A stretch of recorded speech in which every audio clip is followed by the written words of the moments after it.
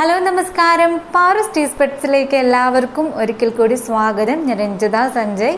ഇന്നത്തെ നമ്മുടെ വീഡിയോ എന്ന് പറയുന്നത് ഒരു കമൻറ്റിൻ്റെ അടിസ്ഥാനത്തിലുള്ള വീഡിയോ ആണ്. 2-3 ദിവസം മുമ്പ് നമുക്ക് വന്ന ഒരു കമൻറ്റാണ്. അതിൽ ചോദിച്ചിരിക്കുന്നത് ഇതാണ്: കുഞ്ഞിന് 9 മാസമായി, ഇടയ്ക്കിടയ്ക്ക് കഫക്കെട്ട്, ചുമ, പനി ഇതൊക്കെ വരുന്നുണ്ട്. അപ്പോൾ നമുക്ക് വീട്ടിൽ തന്നെ ചെയ്യാൻ പറ്റുന്ന റെമഡി അല്ലെങ്കിൽ വീട്ടുവൈദ്യം എന്താണെന്നാണ് ചോദിച്ചിരിക്കുന്നത്. അപ്പോൾ എന്തായാലും നമുക്ക് വീഡിയോയിലോട്ട് കിടക്കാം. ആദ്യം തന്നെ നമുക്ക് ഹോം റെമഡിയിലേക്ക് പോകുന്നതിന് മുമ്പ് നിങ്ങളുടെ കുഞ്ഞിന് ഈ ഒരു കഫക്കെട്ട് അല്ലെങ്കിൽ ചുമ, പനി ഇതൊക്കെ എപ്പോഴും വരാതിരിക്കാൻ വേണ്ടിയിട്ട് നമ്മൾ ശ്രദ്ധിക്കേണ്ട ചില കാര്യങ്ങളുണ്ട് കേട്ടോ. അപ്പോൾ അതെന്തൊക്കെയാണെന്നുള്ളത് നോക്കാം. അതിൽ ആദ്യത്തേതെന്ന് പറയുന്നത് കുഞ്ഞിനെ കുളിപ്പിക്കുമ്പോൾ ശ്രദ്ധിക്കേണ്ട കാര്യമാണ്. നമ്മൾ സ്ഥിരമായിട്ട് ഒരു ടൈമിൽ തന്നെ കുഞ്ഞിനെ കുളിപ്പിക്കാൻ നോക്കുക. അതായത് ഇപ്പോൾ ഒരു 9 മണി മുതൽ 9:30 എന്നും കുളിപ്പിക്കാൻ ശ്രമിക്കുന്ന ആളുകളാണ് നിങ്ങളെങ്കിൽ ആ ഒരു ടൈമിൽ തന്നെ നിങ്ങൾ കുഞ്ഞിനെ കുളിപ്പിക്കുന്നത് പതിവാക്കുക. അപ്പോൾ ഒരു ടൈം കൃത്യമായിട്ടുള്ള ഇങ്ങനെ ഒരു ടൈം നിങ്ങൾ ഫിക്സ് ചെയ്തിട്ട് വേണം കുഞ്ഞിനെ കുളിപ്പിക്കാനായിട്ട്.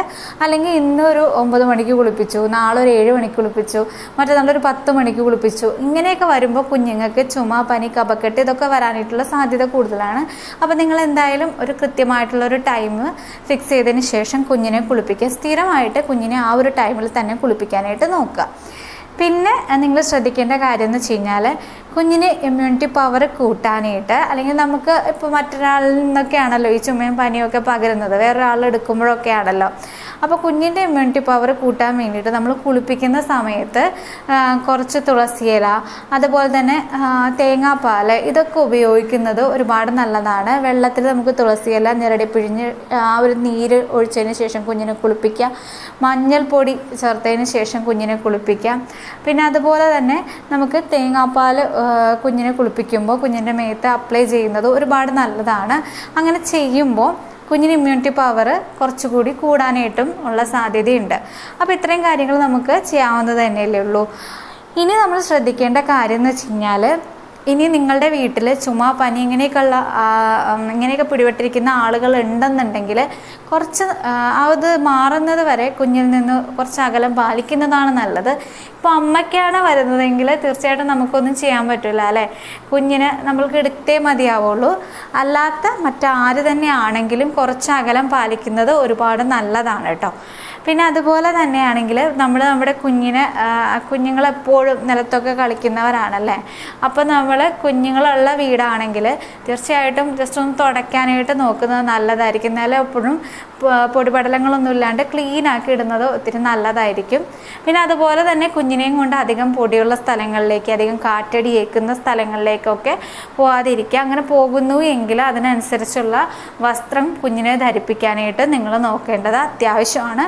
പിന്നെ അതുപോലെ തന്നെ മെയിനായിട്ടുള്ളൊരു കാര്യം എന്ന് വെച്ച് കഴിഞ്ഞാൽ, സ്ഥിരമായിട്ട് പൗഡർ ഉപയോഗിപ്പിക്കുന്നു എങ്കിൽ നിങ്ങളുടെ കുഞ്ഞിന് അധികമായിട്ട് നിങ്ങൾ പൗഡർ ഉപയോഗിക്കുന്നുണ്ടെങ്കിൽ തീർച്ചയായിട്ടും ഈ പറഞ്ഞ പ്രശ്നങ്ങൾ കൂടിയേയിരിക്കുള്ളൂ. ചുമ, പനി, ജലദോഷം, ശ്വാസം മുട്ട് ഇതെല്ലാം ഇങ്ങനെ പൗഡർ അധികമായിട്ട് ഉപയോഗിക്കുന്ന കുഞ്ഞുങ്ങളിൽ കൂടുതലായിട്ട് കാണുന്നുണ്ട്. പിന്നെ അതുകൂടാതെ തന്നെ നമ്മുടെ കുഞ്ഞിൻ്റെ ഭാവിയിൽ ഹൃദയ സംബന്ധമായിട്ടുള്ള പ്രശ്നങ്ങൾ ഉണ്ടാക്കുന്നതിനും ഈ പൗഡർ കാരണമാകുന്നുണ്ട്. അതുകൊണ്ട് തന്നെ നമ്മുടെ കുഞ്ഞിന് അധികമായിട്ട് പൗഡർ ഉപയോഗിപ്പിക്കാതിരിക്കുന്നതാണ് നല്ലത്. ഇനി നിങ്ങൾ അത്യാവശ്യം നമ്മൾ ഈ പൗഡർ ഉപയോഗിക്കുന്നതിൻ്റെ മെയിനായിട്ടുള്ള റീസൺ എന്ന് പറയുന്നത് കുഞ്ഞുങ്ങൾക്ക് സ്മെല്ലില്ലാതിരിക്കാനാണ് എന്നാണ് പറയുന്നത്. പക്ഷെ ഒരു കാര്യം മനസ്സിലാക്കുക, നമ്മുടെ കുഞ്ഞിൻ്റെ ആരോഗ്യമാണ് മെയിൻ.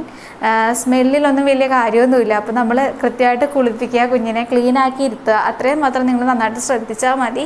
പിന്നെ അതുപോലെ തന്നെ പൗഡർ അത്ര നിർബന്ധമുള്ള സിറ്റുവേഷനിൽ മാത്രം ഉപയോഗിക്കുക. മാക്സിമം ഇത് ഉപയോഗിക്കാതിരിക്കുന്നതാണ് നല്ലത്. ഇത് ഉപയോഗിക്കാതെ ആവുമ്പോൾ തന്നെ നിങ്ങളുടെ കുഞ്ഞിൽ ഈ ഒരു പ്രശ്നം കുറയുന്നതായിട്ട് തന്നെ നിങ്ങൾക്ക് കാണാൻ പറ്റും. കുഞ്ഞിന് ഇടയ്ക്കിടയ്ക്ക് വരുന്ന പനി, ചുമ, ജലദോഷം ഇതിൻ്റെയൊക്കെ അളവ് കുറയുന്നതായിട്ട് നിങ്ങൾക്ക് തന്നെ ഫീൽ ചെയ്യാം, അല്ലെങ്കിൽ നിങ്ങൾക്ക് തന്നെ എക്സ്പീരിയൻസ് ചെയ്യാൻ പറ്റും.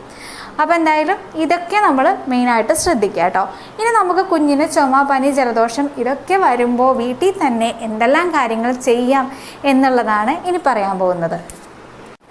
അതിൽ നമുക്ക് ആദ്യമായിട്ട് ചെയ്യാൻ പറ്റുന്ന ഹോം റെമഡി എന്ന് വെച്ച് കഴിഞ്ഞാൽ, ഏറ്റവും നല്ലൊരു കാര്യം അല്ലെങ്കിൽ പെട്ടെന്ന് മാറാനായിട്ട് സഹായിക്കുന്ന ഒന്നെന്ന് വെച്ച് കഴിഞ്ഞാൽ ഉള്ളിനീരാണ് കേട്ടോ. ചുവന്നുള്ളിയുടെ നീര് എടുത്തതിന് ശേഷം അതിലൽപ്പം കൽക്കണ്ടം കൂടെ ചേർത്തിട്ട് മിക്സ് ചെയ്യുക. അതിനുശേഷം ഈ ഒരു ലായനിയിലേക്ക് അല്പം ചെറു ചൂടുവെള്ളവും കൂടെ ഒഴിച്ച് നേർപ്പിച്ചതിന് ശേഷം നമുക്ക് 1 വയസ്സിൽ താഴെയുള്ള കുഞ്ഞുങ്ങൾക്ക് കൊടുക്കാവുന്നതാണ്. വളരെ നന്നായിട്ട് എഫക്റ്റ് ചെയ്യുന്ന ഒന്ന് തന്നെയാണിത് കേട്ടോ. അതുപോലെ തന്നെ നമുക്ക് കൊടുക്കാൻ പറ്റുന്ന ഒന്നാണ് ചെറുനാരങ്ങ നീര്, അതുപോലെ തന്നെ ഉള്ളി നീര്, കൽക്കണ്ടം. ഇത്രയും മിക്സ് ചെയ്തതിന് ശേഷം അതിൻ്റെ നീര് കുഞ്ഞുങ്ങൾക്ക് ചെറു ചൂടുവെള്ളത്തിൽ ലയിപ്പിച്ചിട്ട് കൊടുക്കാം, ഒരു കുഴപ്പമുണ്ടാവില്ല. അതുപോലെ തന്നെ നമുക്ക് ഇഞ്ചി നീരും ചുവന്നുള്ളിയുടെ നീരും കൽക്കണ്ടവും കൂടെ ലയിപ്പിച്ചത് കുഞ്ഞിന് ചെറു ചൂടുവെള്ളത്തിൽ ഒന്ന് നിർവീര്യമാക്കിയതിന് ശേഷം നമുക്ക് കുഞ്ഞിന് കൊടുക്കാം. ഇതൊക്കെ 1 വയസ്സിന് താഴെയുള്ള കുഞ്ഞുങ്ങൾക്ക് ഇങ്ങനെ കൊടുക്കുന്നത് ഒരുപാട് നല്ലതാണ് കേട്ടോ. ഇനി 1 വയസ്സിന് ശേഷമുള്ള കുഞ്ഞാണ് നിങ്ങളുടേതെങ്കിൽ നിങ്ങൾക്ക് ചെയ്യാൻ പറ്റുന്ന നല്ലൊരു കാര്യം എന്ന് വെച്ച് കഴിഞ്ഞാൽ, 1 വയസ്സിന് ശേഷമുള്ള കുഞ്ഞുങ്ങൾക്ക് മാത്രം ചെയ്യാം കേട്ടോ. നമുക്ക് തേൻ കിട്ടുമല്ലോ. അപ്പോൾ ഈ തേനിൽ അല്പം ചെറുനാരങ്ങ നീര് കൂടെ ചേർത്തിട്ട് നമ്മുടെ കുഞ്ഞിന് കൊടുക്കാം. അതുപോലെ തന്നെ ഈ തേനിൽ തന്നെ ഉള്ളി നീര് ചേർത്തതിന് ശേഷം കുഞ്ഞിന് കൊടുക്കാം. ഇതേ തേനിൽ തന്നെ ഇഞ്ചി നീര് ചേർത്തിട്ട് കുഞ്ഞിന് കൊടുക്കുന്നതും പെട്ടെന്ന് കുഞ്ഞുങ്ങളുടെ കഫക്കെട്ട് വിടാനായിട്ട് ഒരുപാട് സഹായിക്കും കേട്ടോ.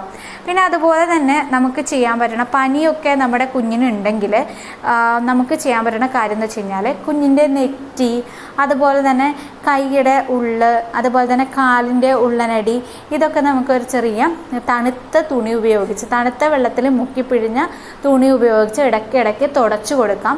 അതുപോലെ തന്നെ നമ്മുടെ കുഞ്ഞിൻ്റെ ശരീരം ഇടയ്ക്കിടയ്ക്ക് നമുക്ക് എന്ത് ചെയ്യാം, തണുത്ത വെള്ളത്തിൽ തുടച്ചു കൊടുക്കുന്നത് പനി പെട്ടെന്ന് വിടാനായിട്ട് സഹായിക്കും.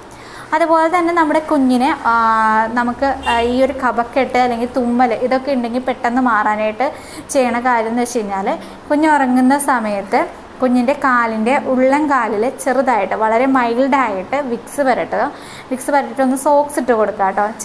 ചെറുതായിട്ടേ പുരട്ടാൻ പാടുള്ളൂ, അധികം പുരട്ടരുത് കേട്ടോ.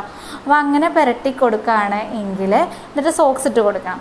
അങ്ങനെ പുരട്ടി കൊടുക്കുകയാണെന്നുണ്ടെങ്കിൽ നമ്മുടെ കുഞ്ഞിൻ്റെ ചെറിയ തോതിലുള്ള തുമ്മലൊക്കെ പെട്ടെന്ന് വിട്ടുപോകും. അതുപോലെ തന്നെയാണ് വേറൊരു മെത്തേഡ് പറഞ്ഞുതരാം.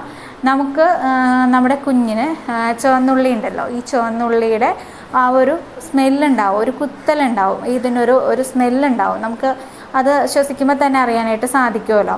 അപ്പോൾ അതുപോലെ നമ്മുടെ കുഞ്ഞിൻ്റെ മൂക്കിൻ്റെ അടുത്ത് ചെറിയ രീതിയിൽ, അധികമായിട്ട് കുഞ്ഞിനെ എക്കരുത് എങ്കിൽ ചെറിയ രീതിയിൽ ഇതിൻ്റെ സ്മെല്ല് കുഞ്ഞിന് കിട്ടുന്നത്, ഉറങ്ങുന്ന സമയത്തെ അവർ സമ്മതിക്കുള്ളൂ, അല്ലാതെ സമ്മതിക്കില്ല.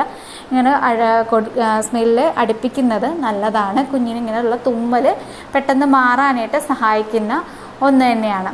അപ്പോൾ ഇത്രയും കാര്യങ്ങൾ നമുക്ക് വിശ്വസിച്ച് വീട്ടിൽ തന്നെ ചെയ്യാൻ പറ്റുന്ന കാര്യങ്ങളാണ്. അപ്പോൾ എന്തായാലും നിങ്ങൾക്ക് കുഞ്ഞിന് വരുമ്പോൾ നിങ്ങൾക്ക് ഇതുപോലെയുള്ള ചുമ, കഫക്കെട്ട്, പനി ഇതൊക്കെ വരുന്ന സമയത്ത് നമുക്ക് ചെയ്യാൻ പറ്റണ വിശ്വസിച്ച് ചെയ്യാൻ പറ്റുന്ന കുറച്ച് കാര്യങ്ങളാണ് ഇതൊക്കെ. പിന്നെ മാക്സിമം വരാതെ നോക്കാനായിട്ട് തന്നെ ശ്രദ്ധിക്കുക നിങ്ങൾ. പിന്നെ അതുപോലെ തന്നെ ഇത് നിങ്ങൾ ചെയ്ത് നോക്കുക. നിങ്ങൾക്ക് ഇത് ഉപകാരത്തിൽ പെട്ടുവെങ്കിൽ തീർച്ചയായിട്ടും ലൈക്ക് ചെയ്യുക. എന്തെങ്കിലും തരത്തിലുള്ള സംശയം ഉണ്ടെങ്കിൽ കമൻറ്റ് സെക്ഷനിൽ ചോദിക്കാം. ഒന്നുകൂടെ പറയാം, തേൻ കുഞ്ഞുങ്ങൾക്ക് കൊടുക്കേണ്ടത് 1 വയസ്സിന് ശേഷം മാത്രമാണ്. അതിക്ക് മുമ്പോട്ട് കുഞ്ഞുങ്ങൾക്ക് തേനൊന്നും കൊടുക്കേണ്ട ആവശ്യമില്ല, കൊടുക്കാൻ പാടില്ല. അപ്പോൾ എന്തായാലും നിങ്ങൾക്ക് ഈ വീഡിയോ ഉപകാരത്തിൽ പെട്ടു എന്ന് തന്നെ വിചാരിക്കുന്നു. അപ്പോൾ എന്തായാലും മറ്റൊരു വീഡിയോയിൽ മറ്റൊരു ടോപ്പിക്കുമായി വരുന്നവരെ താങ്ക് യു.